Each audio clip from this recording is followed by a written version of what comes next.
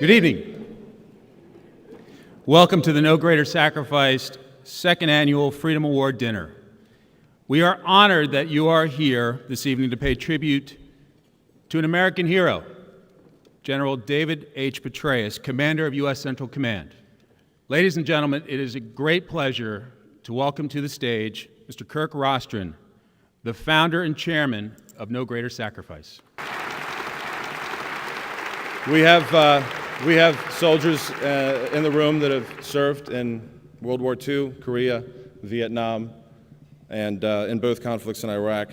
We also have here with us tonight and some folks that I would like to welcome and thank for coming. We have our heroes from Walter Reed Hospital. We are also joined tonight by the families of our fallen heroes. I know that nothing that we say or do this evening can ease the pain or the sense of loss that you feel. But please know this. We hold your hearts in our hands. We lift you up in our prayers. And each of you has the love and the gratitude of this nation. And like many of you in this hall, I have never worn the uniform. I have not served, but that does not mean that you and I cannot serve. And what better way to serve than to be a chain in that link, to be here at home for those families. That's why we're here tonight, to give just a little bit of ourselves for those who have given everything. Tonight I have the privilege of highlighting the contribution of two extraordinary Americans who define what this charity is all about. The first is a soldier who answered his nation's call in time of war and who made the ultimate sacrifice in so doing. The second is a man who, like the first, answered his nation's call to duty in a higher calling as well, as a wartime chaplain. Both men represent the moral fiber and selfless nature that form the very heart and soul of this charity. We gather tonight to honor the lives of those whose sacrifices forever bear fruit. Give us ears, O Lord, to hear and heed the voices of these fallen, to do more than venerate them, but to imitate them, to walk in a manner worthy of the price they've paid. Let your favor shine upon us, O Lord, as we seek to open doors of opportunity for the children and families who've been forever altered by war. 27 سنة من عمري كنت سجينا تحت حكم المجرم صدام حسين. For the first 27 years of my life, I was prisoner under the brutal regime of Saddam Hussein. أنا وملايين العراقيين في هذا السجن ليس لدينا أي أمل بالمستقبل. In the prison cell of my life and of millions of Iraqis just like me, there was no hope, no dreams, no tomorrow. في سنة 2003 قامت قوات التحالف بتحرير العراق. In 2003, the prison door was opened when America and coalition forces began to liberate Iraq. فكيف يسعني أن أشكركم؟ كل ما أستطيع عمله هو أن أتمتع بالحرية التي صنعتموها لي. Your sons and daughters fought and died for my freedom. How can I say thank you? The only way I can say thank you to live my life to the fullest with the freedom you have given to me. On behalf of No Greater Sacrifice, it is my great honor to present to you Trisha Lawton. I didn't give much thought to the subject of heroes until last summer, but I now realize I am as much a subject matter expert as anyone. Although I have a college degree, it's not my education that provides me that expertise. It is something much more significant and deeply personal. I was blessed to be married to one. And from his hero's place above, I want to thank my sweet Garrett for not only his ultimate sacrifice, but for the greatest love I have ever known. In my darkest moments of grief, I can still rejoice because Garrett chose to share his life with me, and for that, I am the luckiest girl.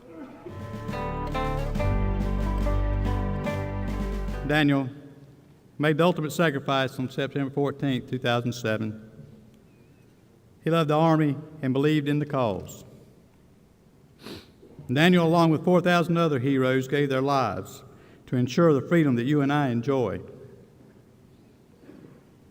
and to secure a future for his daughter and for yours.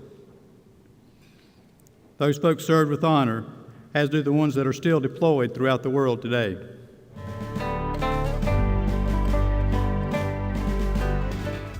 Well, I have to say it is really a challenge to stand before you after hearing the remarkably eloquent and moving words of Mrs. Lawton and Mr. Wagoner.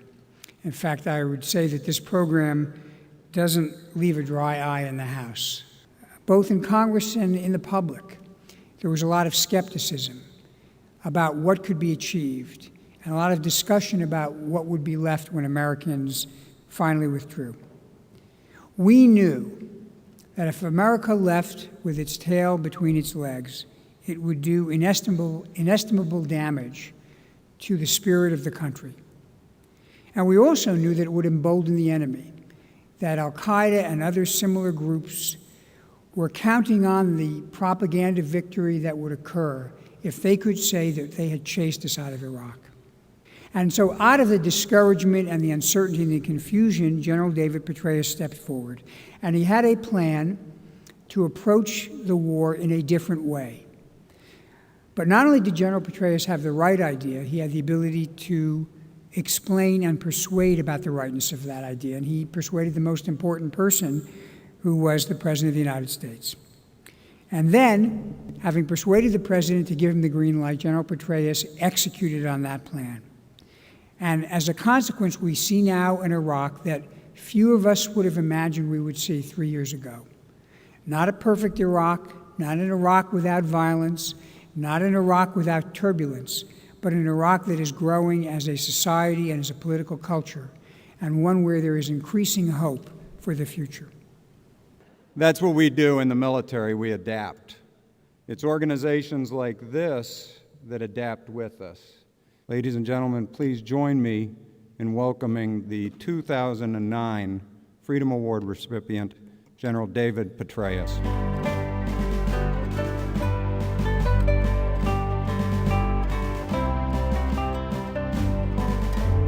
I am very grateful for the award that you have presented tonight. But more than that, I'm just very grateful to have been able to participate in this event with this wonderful organization.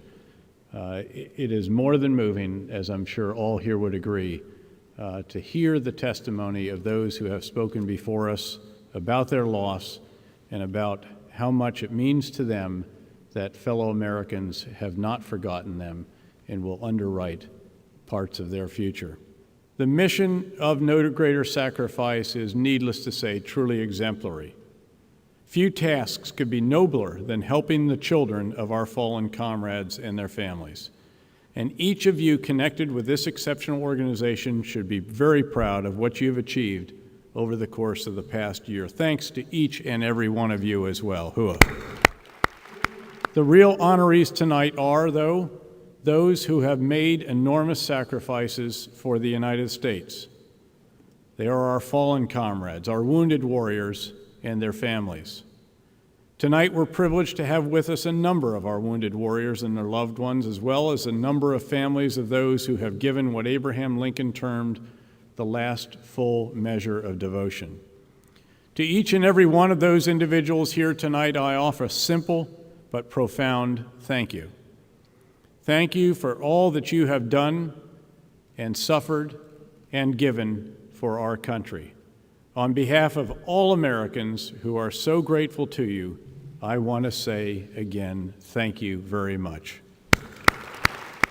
Finally, above all, to the family members of our fallen, families who soldier on in quiet dignity, families like those of Garrett Tubes Lawton and Alan Wagner and Donnie Dixon. Thank you. Your courage and commitment in supporting your loved one's sacrifice has cost you more than any of us can comprehend. You know personally and intensely the true cost of the ultimate sacrifice. The depth of your loss is unfathomable, and the depth of our gratitude is inexpressible. So to you go our most heartfelt and most sincere thanks this evening.